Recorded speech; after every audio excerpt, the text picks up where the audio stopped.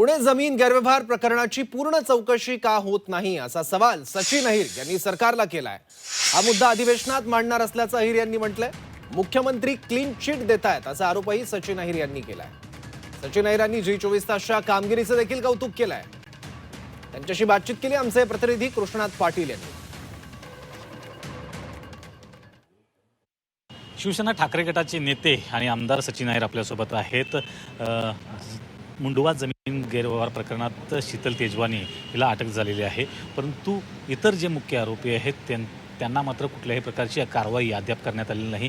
दिग्विजय पाटील आणि त्याचबरोबर पार्थ पवार यांना कुठेतरी सोडलं जातंय का, किंवा त्यांच्याकडे कारवाई केली जात नाही हे जाणून बुजून? नाही, कसं आहे की मुळामध्ये जर तुम्ही हे प्रकरण बघितलं असेल, जे जी24 तासने पुढाकार घेऊन मांडल्यानंतर आमच्या विरोधी पक्ष नेत्यांनी पण देखील याबद्दलचा आवाज उठवण्याचं काम केलं। आमची अपेक्षा आणि मागणी काय होती की चौकशी करा। आता अटक होते, उशिरा आलेला शहाणपणा असं म्हणावं लागेल त्याला। कारण असं आहे की ही अटक लगेच तातडीने पण होऊ जाऊ शकली असती, आणि मी तर म्हणतो अटक करण्याच्या पूर्वी चौकशी तरी 2-3 वेळा तुम्ही केलं म्हणजे ह्याचा अर्थ असा आहे की जर तुम्ही 2-3 वेळा चौकशी करून घेऊन अटक करता म्हणजे ह्याच्यात तथ्य आहे, काहीतरी साध्य आहे। मग ह्याची संपूर्ण चौकशी का होत नाही? दुर्दैवाने म्हणावं लागेल की आता एक नवीन पद्धत सुरू झाली आहे की राज्याचे मुख्यमंत्री स्वतः क्लीन चिट द्यायला लागलेले आहेत।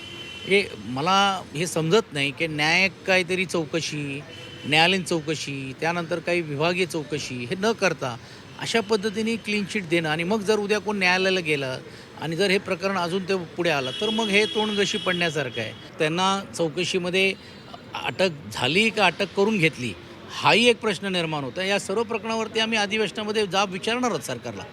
धन्यवाद। तर ह्या संपूर्ण प्रकरणाची चौकशी तर व्हावीच, परंतु अशी अनेक प्रकरणं आहेत ज्याची श्वेतपत्रिका काढण्याची मागणी देखील त्यांनी केलेली आहे। व्हिडिओ जर्नलिस्ट सनी पासवानसह कृष्णा पाटील, झी मीडिया, मुंबई।